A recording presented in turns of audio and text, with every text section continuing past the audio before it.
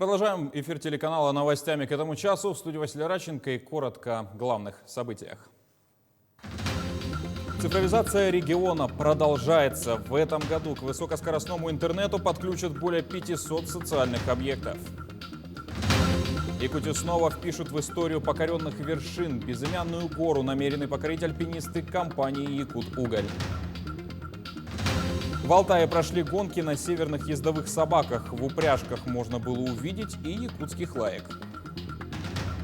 Прекрасное настроение у людей, мы рады, но мороз нас не пугает.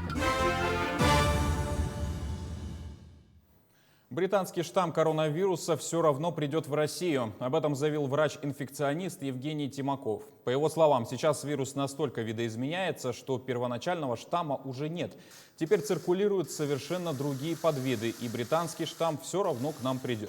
Также, по словам Тимакова, в середине весны в России следует ожидать подъем заболеваемости. И отменять масочный режим в нынешней ситуации ни в коем случае нельзя. Рабочая неделя станет самой длинной в году. Как напомнили в Роструде, работать предстоит 6 дней с 15 по 20 февраля. Последний день будет сокращенный. Зато потом будет аж целых 3 выходных с 21 по 23 февраля включительно. А уже следующая рабочая неделя станет всего 3-дневной. Работать предстоит 24, 25 и 26 февраля. Следующие длинные выходные ждут россиян в марте. Международный женский день 8 марта сократит рабочую неделю до 4 дней.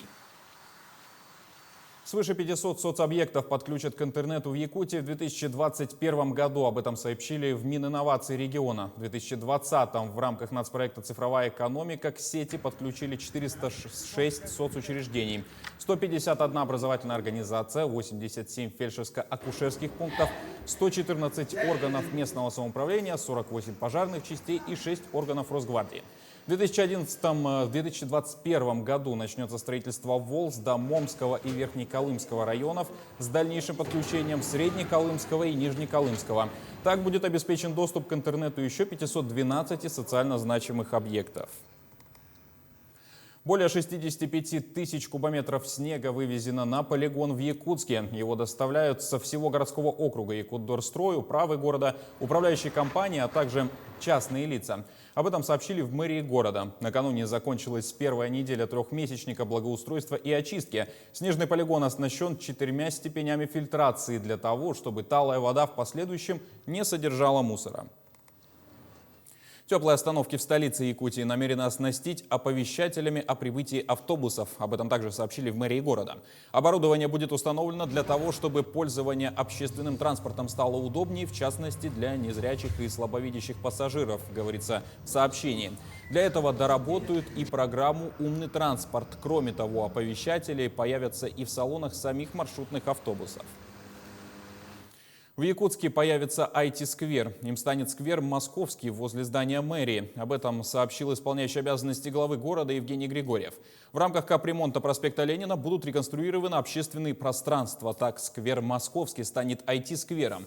Этот проект будет реализован совместно с компанией Ростелеком, говорится в сообщении. В сквере планируется установить светильники на солнечных батареях, электронные стойки для туристов, видеонаблюдение с трансляцией видеопотока на облачной платформе и аналитикой, а также скамейки с подогревом и с возможностью зарядки телефона.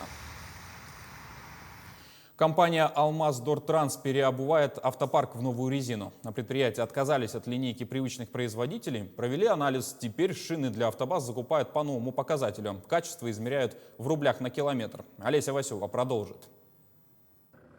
На территории Ленской автобазы затишье, типичное для зимы. Уже 3-й месяц транспорт на зимниках. По возвращению обязательное техобслуживание.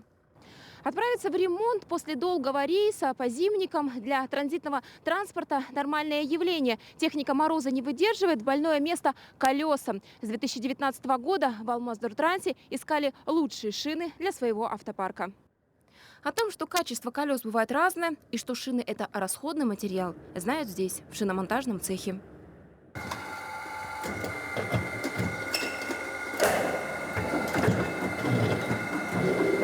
Резиноматериал хоть и надежный, но не вечный, имеет свой срок службы. Колеса доставляют в шиномонтаж каждый день.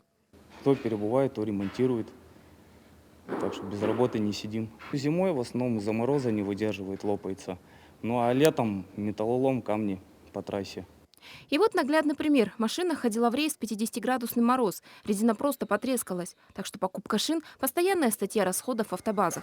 Кому, как не специалистам Алмаздортранса, это знать. До 2019 года здесь использовали шины сразу нескольких производителей.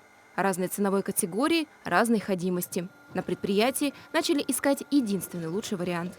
Собрали статистику по выходу из строя, по причинам выхода из строя, по стоимости этой шины и по ряду критериев на разных транспортных средствах, на прицепной технике, на большегрузной прицепной технике, на самих транспортных средствах.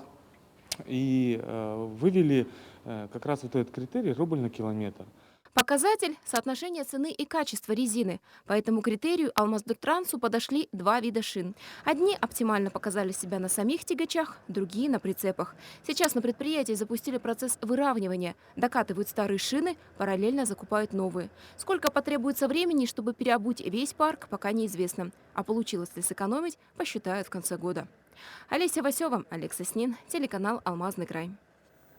Одну из вершин в Якутии назовут в честь столетия образования Якутской автономной социалистической республики. Нерюнгринские альпинисты, работники компании «Якут-Уголь» намерены в ходе цикла юбилейного восхождения подняться на пока еще безымянную вершину, чтобы на туристической карте региона появилась новая.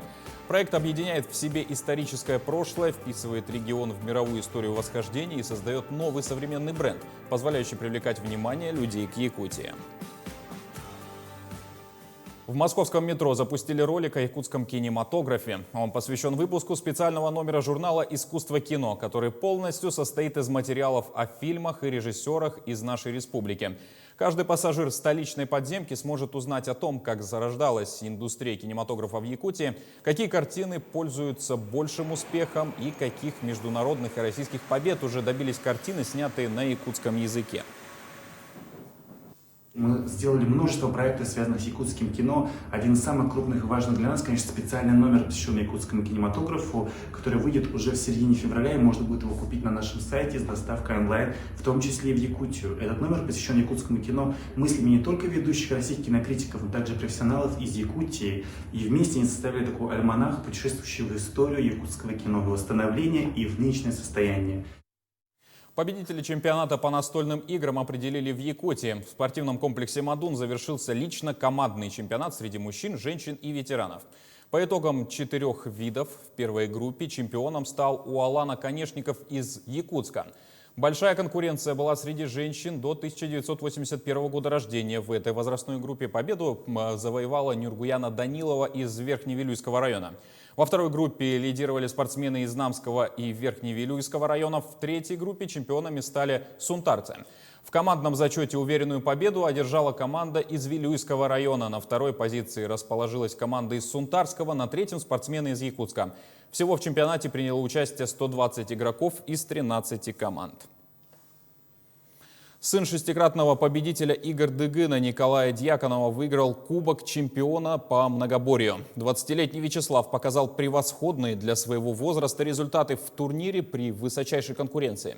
Он стал 5-м в прыжках, 1-м в якутской вертушке, 14-м в масс-рестлинге, 9-м в стрельбе из лука, 3-м в беге, 8-м в хапсагае, 5-м в перетаскивании камня. Именно последний вид стал решающим. У Вячеслава Дьяконова было 40 очков, и он шел 2-м, уступая Леониду Филиппову 4 очка. В заключительном соревновании он занял 5-е место, пройдя 173 метра, а Леонид Филиппов прошел 110 метров, став 12-м. В Алтае прошли гонки на северных ездовых собаках. В упряжках можно было увидеть и якутских лаек. Как четвероногие показали себя в забегах, знает Анна Васильева. Якутские лайки, сибирские хаски, самоеды. В упряжках здесь можно увидеть даже и беспородных псов и ездовых метисов. Но эти выступают вне зачета. Участники все в отличном настроении. Мороз сегодня утром немного напугал, но мы сейчас видим солнышко. Температура гораздо выше, чем утром уже. Прекрасное настроение у людей. Мы рады. Но мороз нас не пугает. Нашим собакам гораздо проще бежать по морозу, как говорится, чем под дождем или в плюсовая температура. Перегревов не бывает. Действительно, холодная погода никак не повлияла на настрой участников. Они признаются, что самым сложным промежутком трассы является сама стартовая зона. Ведь животные очень волнуются, впрочем, так же, как и их хозяева. Ну а на самом деле это стартовая зона самая сложная. Вот этот кипиш, он просто ауру создает, и собаки все на адреналине, и сам психуешь. Собаки готовы, пробегут нормально, потому что заряжены, уже еле успокаиваем их.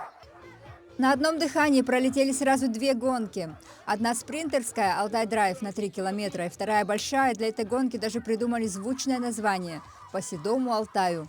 Участники прошли дистанцию в 25 километров, а самые отчаянные и все 50. Анна Васильева, Светлана Черемкина, Алтайский край. К этой минуте все. Не забывайте носить маски, дезинфицировать руки и держать социальную дистанцию. До встречи в эфире.